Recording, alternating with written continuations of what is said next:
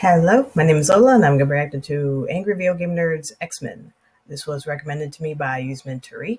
Thank you for the recommendation. Kind of ever since the announcement, the update of the Deadpool 3 movie, and Wolverine coming out on it, I've been feeling kind of a bit of in the X-Men kind of mood, you know. Uh, so anyway, yeah, let's check this out. Who knows? There might be some good games, and of course, most likely, probably not. I don't know why they keep thinking like, oh, there's gonna be some good games. There probably might be at least one good game of X Men. I don't know. I've never played or had or seen any X Men games. So yeah, let's check them out. If you want to like, comment, subscribe my channel, you can. If you don't want to, that's fine too. Here we go.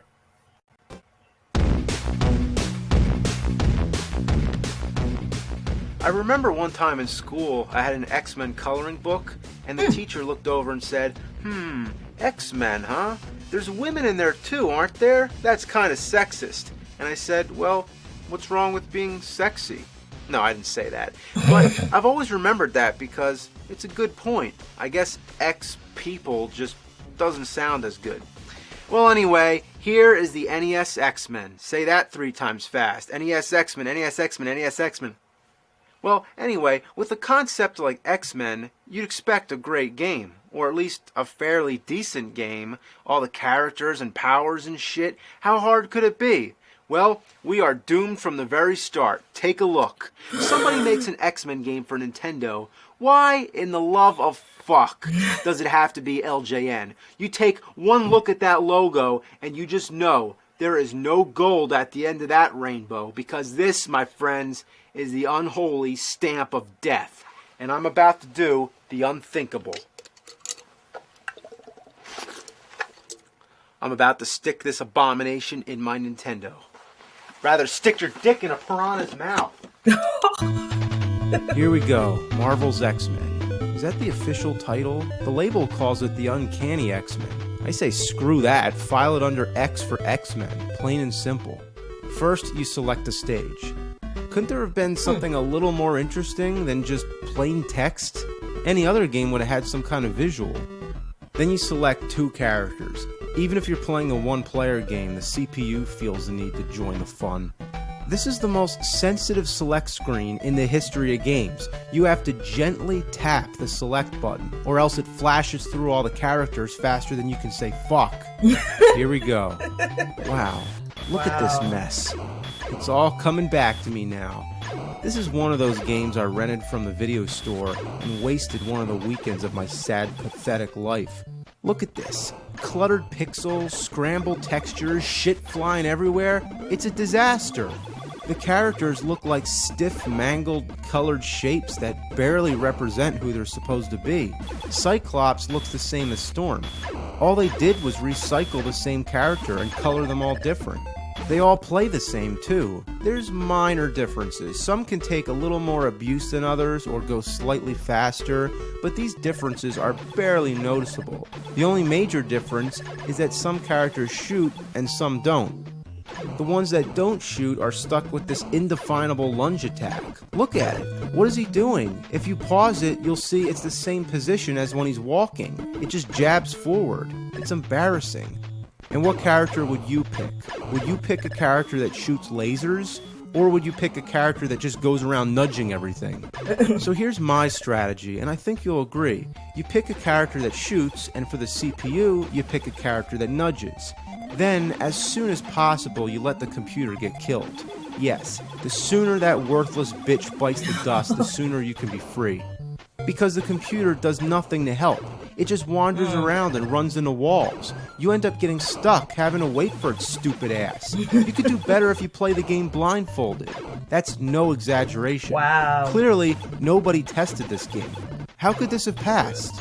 And whatever you do, don't ever give the computer a character with a projectile. Because look, it's like giving a little kid 10 pounds of sugar and a super soaker. It goes ape shit, and it never, ever stops.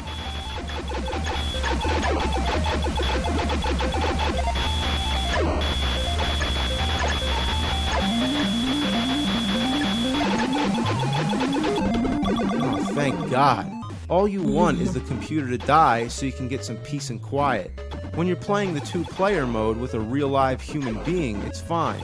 But when I'm by myself, why do I have to pick two characters? It's a complete waste. The stages are just jumbled bullshit patched together into a disarray of madness.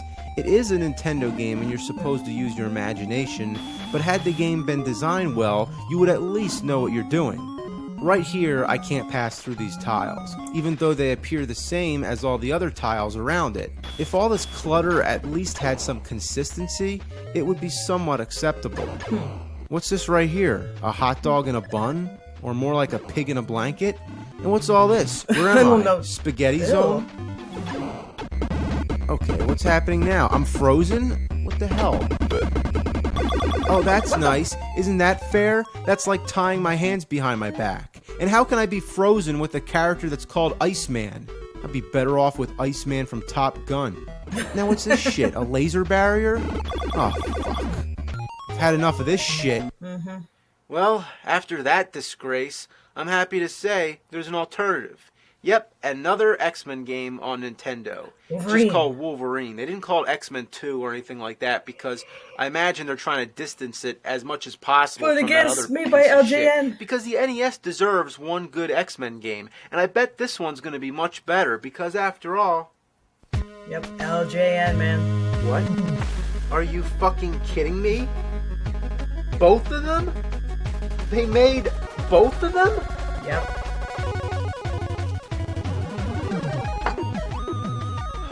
God. You think with a franchise like X-Men, they'd give somebody else a try.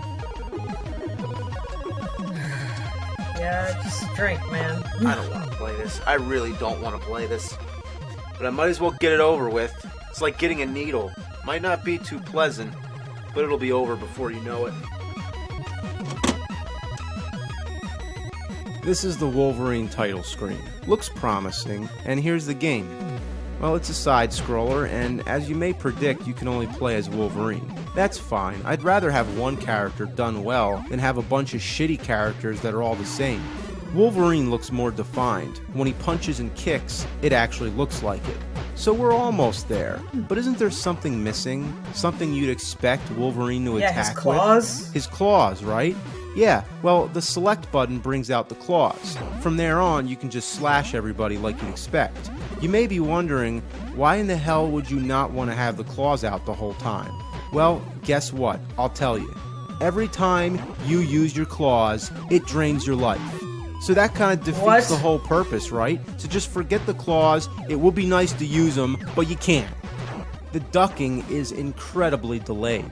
When you push down, it doesn't just duck like any other game. It goes into this little animation. It's unnecessary, and it makes it hard to avoid getting hit by something.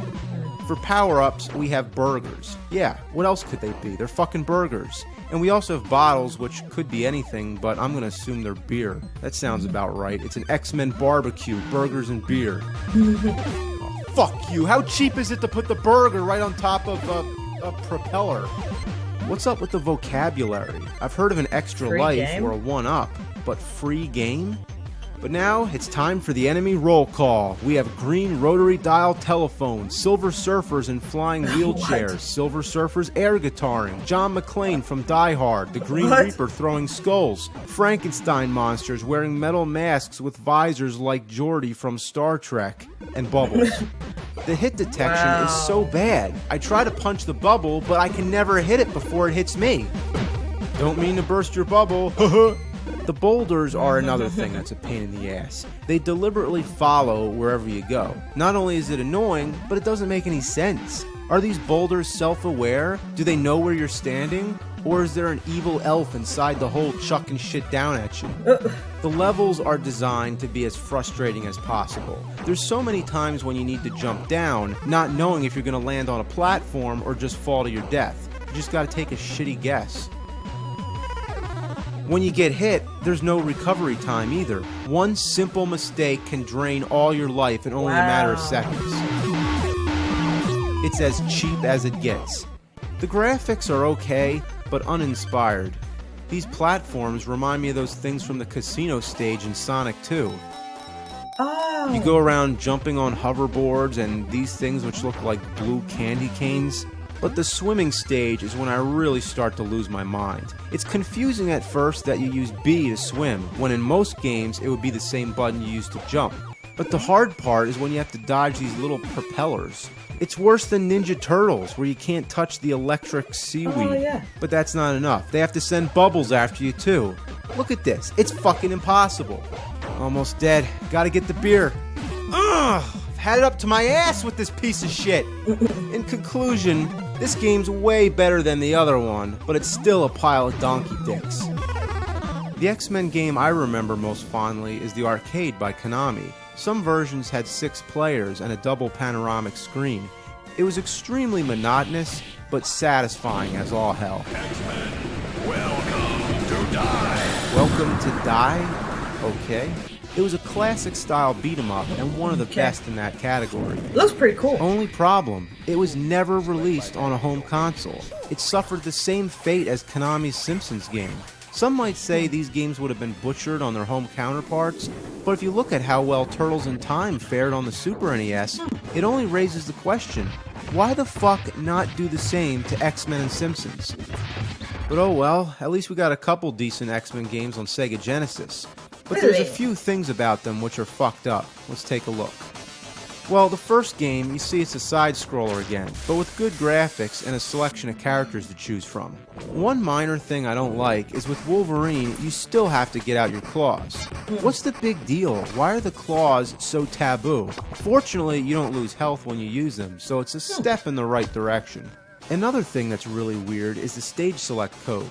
On the title screen, you do the code like normal, but after that, you'd expect to see some kind of stage select screen. But no, instead, the game starts up like normal. You have to walk over to these panels in the background, which now suddenly represent the stages. You have to go through the effort of counting the one you want, crouch down and hit C, and then it warps you to the desired stage. If you know the code, what's the point of having to do all that shit? But the worst thing is that there's a stage where you're supposed to reset your Genesis. Yes, you actually have to hit the reset button to beat the stage. But how are you supposed to know? All that happens, there's a big blue computer in the air. You destroy it and then walk around like a dumbass trying to figure out what to do next. If it would have said reset your Genesis, or at least give you some kind of fucking clue, that would be okay. It would still be weird, but at least you would know what to do. Oh, Matrix? Not to mention, if you were playing it on the Sega Nomad, you wouldn't even be able to do that because it has no reset button. And the reset button on my Genesis Model 2 is broken. Good thing I have more Genesises. Genesises? Is there a plural for Genesis? Should I say Genocide? At last, we have X-Men 2 Clone Wars. Clone Wars. George Lucas have anything to do with it? You pop the game in, turn the power on, and before you know it, you're playing the game. That's it. No title screen. Not even the Sega logo. That doesn't happen until after you beat the first level. You don't even get to pick a character. It just randomly selects it for you. What kind of game does that? Other than that, it's pretty damn good. It's side-scrolling action on the Genesis at its best. And guess what? Wolverine's claws are out. Now doesn't that kick ass? We went from having no claws to having them hurt yourself to just having them retractable to just having them. It took us a long time to get there, but this one finally got it right. Cool. When it comes to X-Men games, that's the one I recommend. But the 2 NES versions, stay away. Stay away as far as possible. They suck. They suck balls. This one sucks my left ball. This one sucks my right ball. Welcome to Die! Yeah. Oh, yeah. Yeah, I knew there'd be at least one decent X-Men game. Like, man, come on. There has to be at least one good game. It's like, man, they can't all be bad, right? Like, yeah, that is pretty messed up though. How it's like it started off with like Wolverine has no claws. Like, why? Why would you play a game that has Wolverine in it in the X-Men, but he can't take out his claws? And if he does, oh, they hurt him. Like, what the? Why? That makes no sense. It's like, I guess it's like a reference to maybe the comics, because I think because I never read the comics, but I have seen the movie. There's a part in the beginning of the first X-Men movie where where Rogue asked Logan, like, "Oh, does it hurt?" Like every time that you take your claws out, he tells her, "Yeah, it does." Like, I guess they're trying to reference that, but it's like it's okay. Like if it's like if it's referenced in an animated series, a TV series, a movie, but not in the video game. Why would you put that in the video game? Like oh, it hurts him and then it kills him. Like what? That makes no sense. Uh, yeah, that was really cool. How the last game they finally allow you to have his claws out. Anyway, yeah, that's it. That's my reaction to Angry Video Game Nerd X-Men. Everyone, take care of yourselves, and I'll see you in the next one. Bye. Oh, shoot, wrong one. My bad.